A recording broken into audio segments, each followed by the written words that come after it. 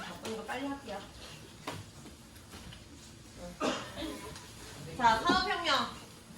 왜? 뭘? 알아서 해. 자, 산업혁명이 되고 도시화가 됐어요. 그러고 나서 이제 도시화가 다양하게 그림에 영향을 미쳤어요. 영국에서 먼저 산업혁명이 일어났습니다. 그죠? 영국에서 일어난 산업혁명은 프랑스에도, 너무 붙지 마. 프랑스에도 영향을 미치게 됐고, 결국은 모든 전 세계에 있어서 도시의 발전을 불러일으켰죠. 맞나요? 네. 그래서 영국을 먼저 볼게요. 영국에서 시작이 됐으니까요. 지난 시간에 영국에서 산업 발전을 인해서 인클로저 운동으로 인한 초상화를 받고, 그리고 그 당시에 부르주아를 통한 빈부격차를 통해서 발생되는 술의 나라였던 영국을 풍자했던 호가스의 작품을 봤습니다. 맞죠? 맞죠? 네. 근데 지금은 이제 산업혁명으로 되고 나서 이 도시에 따라서 우리가 도시에 가서 지내다 보면 아무래도 자연을 그리워하기 나름이죠. 그리고 그 자연을 실증주의적인 입장으로 바라봤던 작품과 감정을 가지고 낭만주의적인 입장에서 바라본 작품을 볼게요. 이 작품은 존 컨스터블이라고 하는 작가입니다. 이 당시에 어쨌든 철도가 생기고 또 기차가 다니면서 사람들이 도시에서 약간의 힐링을 하러 시골로도 놀러가고 한단 말이에요. 그때 이 작가의 작품이 좀 많이 유명세를 타기 시작했어요. 이 작가가 그린 그림이 너무 사랑스러웠다는 거죠. 그래서 이 작품을, 이런 자연을 담았던 풍경화 작품을 엽서 속에 담고 싶다라는 의미에서, 요즘은 실제로 엽서 풍경화가 있지만 이 당시에는 엽서 풍경화는 없었습니다. 근데 이런 작품, 엽서 속에 풍경화를 담고 싶을 정도로 사랑스럽다, 자연을 굉장히 애정을 가지고 바라본다 라는 의미를 담은 용어인 픽처레스크라는 말이 나와요. 여러분들도 이거 지금도 많이 사용되는 용어거든요. 여러분들 어디 가시면 자연이 진짜 너무 예뻐, 사랑스러워 진짜, 그러면 진짜 픽처레스크다 완전, 이런 말 쓰셔도 돼요. 그런 자연을 그 자체로 사랑스럽게 바라보는 말입니다. 하지만 그림 그리는 방식은 완전히 실증주의적인 거고, 이 존 컨스터블이라는 작가는 자기 집 주변을 평생 동안 떠나질 않았대요. 자기 집이 너무 좋았던 거예요. 그래서 자기 집 주변만 계속 그림을 그렸대요. 그래서 이런 그림들을 남겼고요. 보시면 건초마차라는 주제인데 여기 사람도 있고요. 여기 마차도 있어요. 그리고 주변에 자연이 있죠. 근데 보통 건초마차라고 하면 다비디의 작품이랑 한번 비교를 해볼게요. 다비디가 나폴레옹을 그리면 나폴레옹 이따만하게 그리잖아. 그치? 그리고 들라크로가 그렸던 민중을 이끄는 자유의 여신도 자유의 여신이 이만하잖아요. 그 작품이 300이 넘거든요. 그러니까 진짜 이만하단 말이에요. 근데 얘가 그린 컨스터블은 건초마차면 건초마차가 더 커야 되는데 사실은 자연이 더 크다는 거죠. 그러니까 인간은 자연 속에 있는 아주 작은 존재라는 걸 인식한 거예요. 이 영국에 바라본 자연에 대한 관점이 우리나라랑 좀 비슷해요. 영국이 이때 이제 여행을 점점점 다니기 시작하면서 도시화가 되면서 삶의 여유가 생긴 사람들이 여행을 간단 말이에요. 그래서 프랑스가 가까우니까 프랑스로 여행을 가. 근데 프랑스에 갔는데 프랑스 베르사유 궁전 아시죠? 베르사유 궁전을 딱 가면 전부 다 줄 세워서 나무를 깎아놨잖아. 다 나무가 똑같이 생겼어. 그러니까 다 위에도 다 똑같이 그냥 다 똑같이 깎아놨거든요. 그걸 보면서 영국 사람들은 저게 뭐지? 왜 저런 식으로 나무를 다 인위적으로 깎아놨지라는 생각을 했다 그래요. 그래서 오히려 더 영국으로 돌아와서 자연을 더 아름답게 보게 되고 우리가 가진 자연의 소중함을 더 느끼게 됐다고 합니다. 자, 다른 개념으로 한번 볼게요. 자연을 그렸던 낭만주의적인, 이것도 역시나 주제는 전함 테메레조호래요. 테메레조호라고 하는 전함은 나폴레옹 프랑스의 군함을 유일하게 이겼던 영국 군함이래. 근데 이 군함이거든요. 근데 이게 증기선이에요. 증기가 발달하면서 증기소도 생겼겠죠? 과학이 발달하면서 이 증기선에 끌려가지고 선박 해체장으로 지금 가고 있는 모습을 그린 거예요. 근데 그걸 모습을 그리는데 보면 얘가 주인공인 것 같아? 하늘이 주인공인 것 같아? 당연히 하늘이 주인공인 것 같죠? 이렇게 쓸쓸히 끌려가고 있는 있는 과학 문명의 이 과거의 이상이며 과거의 영웅이 점점점 끌려가서 사라지고 있다는 것을 하늘의 색감과 함께 아름답게 표현한 거죠. 이런 것이 자연을 표현한 낭만주의적인 자연주의입니다. 확실히 차이가 나시죠? 실증주의적인 입장과 실증주의적인 입장에서 그린 걸 사실주의라고 그러거든요. 사실주의적인 자연주의와 낭만주의적인 자연을 표현한 그림입니다. 영국에서 보면 영국의 이런 풍경들이에요. 진짜 뭔가 아기자기하고 자연을 사랑하는 것 같지? 그러니까 중국이랑 한국을 비교하면 영국이 한국이고 중국이 프랑스예요. 이해가 되시죠? 우리나라도 보면 그 오죽헌 같은 경우는 워낙 현대적으로 바꿔놨지만 그 헌해설원의 생각 기념관이나 이런 데 가보면 아예 그냥 그 집에서 그 솔밭으로 이렇게 싹 연결이 되잖아. 바로 숲으로 그냥 연결되잖아요. 그러니까 숲 속에 집이 있는 것처럼 그러니까 그런 개념을 영국도 가지고 있어요. 영국 정원 보시면 이렇게 생겼어요. 어디서 많이 보셨죠? 영국 정원이 이렇게 생겼죠.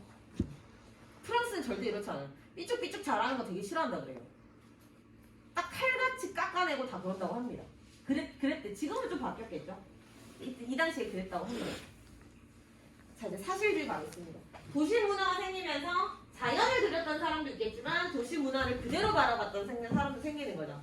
그럼 도시 문화 하면 뭐가 있나요? 도시를 그렸을 때 자본가가 많이 나오고 밑에 노동자가 많이 생기면서 빈부격차가 생기죠. 이때는 이제 지금 다시 프랑스로 돌아왔습니다. 아까 영국에는 자연으로 됐었고 자연에 집중을 했고 이제 프랑스로 돌아왔어요. 프랑스에서도 이제 도시화가 생기는데 도시 문화가 생기면서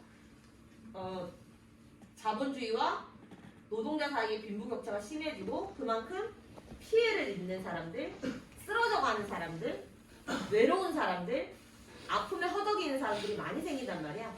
그 사람들을 많이 바라봤던 사람이고요. 그 중에 가장 유명한 사람이 이 쿠르베와 도미예요. 근데 쿠르베는 사실주의적이고요. 도미에는 낭만주의적이에요. 바로 느낌이 오시죠? 그림이 다르죠? 이 쿠르베라는 사람은 누가 봐도 실증주의예요. 이 사람은 심지어 뭐라고 그랬냐면 이 사람 보면 진짜 뭔가 사진으로 찍어낸 것 마냥 정말 잘 그렸거든요. 그래서 굉장히 유명해서 주변에서 쿠르베한테 이 당시에 어쨌든 잘 그린 그림들이 워낙 많으니까 나 아름다운 천사 하나만 그려줘라고 부탁을 해요. 근데 쿠르베가 뭐라 그러냐면 천사를 그려달라고? 그럼 천사 데려와. 난 태어나서 천사를 본 적이 없는데? 근데 어떻게 나한테 천사를 그려달라는 거지? 천사가 있어야 그리지. 나는 내 눈에 보이는 것만 그릴 거야. 근데 내 눈에 지금 보이는 것은 돌을 깨기엔 너무 어린 소년과 돌을 깨기엔 너무 나이가 많은 할아버지만 보여. 그래서 길을 지나가다 이 두 분을 발견하고 그대로 화실에 모셔와서 그리게 합니다. 그대로 이 자세를 취하게 하고 이 야외에서 그린 건 아니고요. 이 분들을 설득해가지고 화실을 오게 해서 이 자세를 잡게 하고 이 돌이나 이런 것은 또 그 상황에 따라 맞춰가지고 그림을 그렸어요. 근데 어쨌든 이 사람들을 보고 눈에 보이는 그대로 그리는 거죠. 카메라가 생긴다고 했죠. 카메라가 생기면서 표현 방법이 어떻게 바뀌냐면 카메라는 일단 기술적으로 기록을 하는 거죠. 맞나요? 사실적으로 기록합니다. 사실적으로 기록을 해요. 그러면서 카메라와 같은 똑같은 방식, 똑같이 그려내는 것이 미술적으로는 의미가 없어졌어요.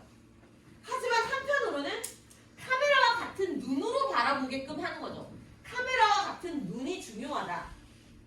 그게 실증주의죠. 카메라 같이 쳐다보자. 표현을 하는 시각적인 입장. 그래서 사실이 어쨌든 기록을 하는 게 미술에서 필요가 없어지면서 새로운 아름다움을 추구하는 미술의 돌파구를 찾았어야 했어. 그래서 뭘 찾았냐면 그 당시에 카메라는 흑백이라고 했죠. 흑백이었어요. 그래서 미술에서는 어떤 부분을 찾았나요? 흑백을 이겨내기 위해서 뭐라고? 색을 찾았습니다.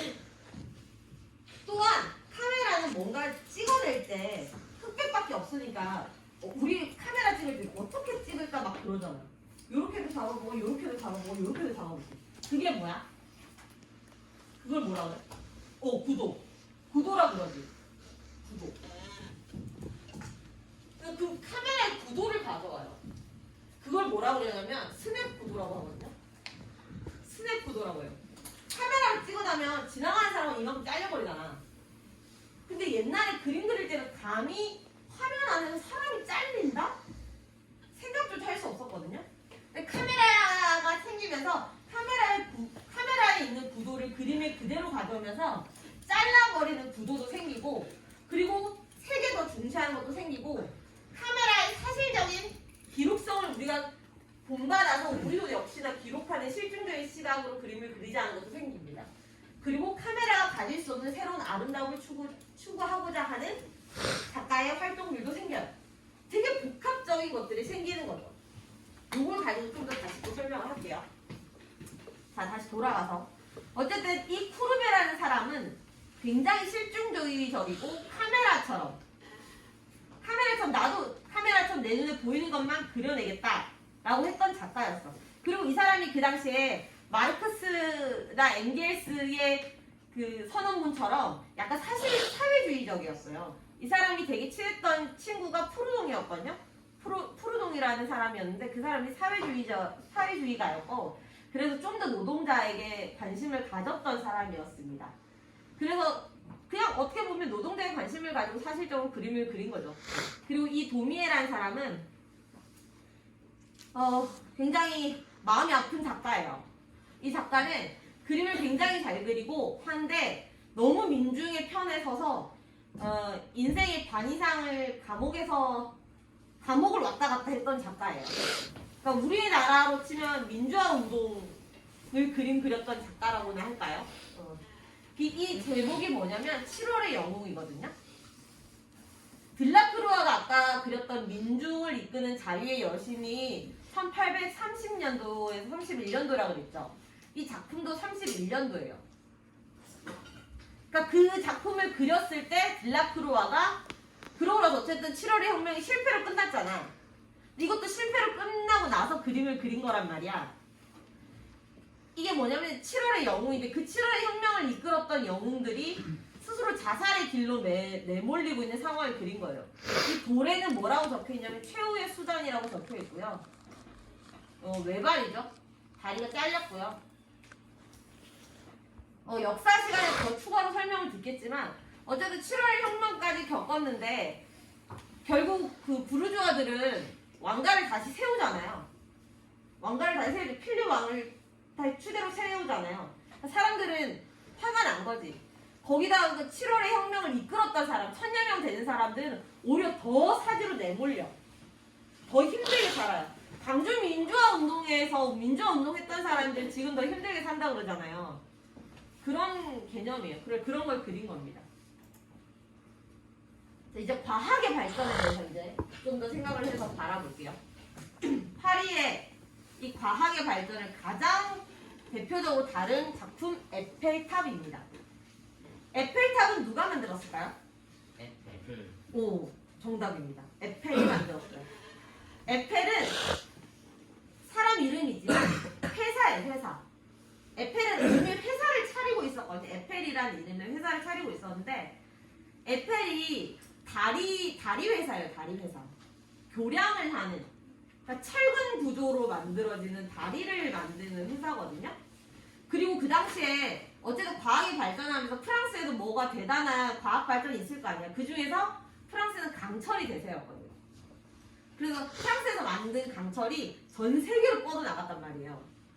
근데 거기다가 에펠 회사가 다리를 진짜 잘 만들었어. 그래서 전 세계에서 에펠 회사한테 다리를 만들어 달라고 되게 부탁을 많이 했었어요. 되게 잘 나간 상황이었어. 근데 그때 이 만국 박람회가 우리나라 엑스포예요, 엑스포.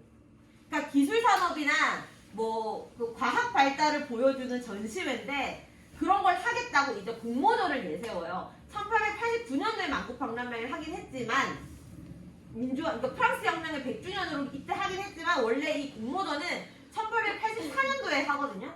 그때 공모전을 하는데 얘네들이 이제 이긴 거야, 이걸로. 근데 당연했어. 왜냐면 봐봐, 만국 박람회가 과학의 발전을 보여주는 전시회잖아. 엑스포잖아. 근데 그 당시에 잘 나가던 게 강철이란 말이야.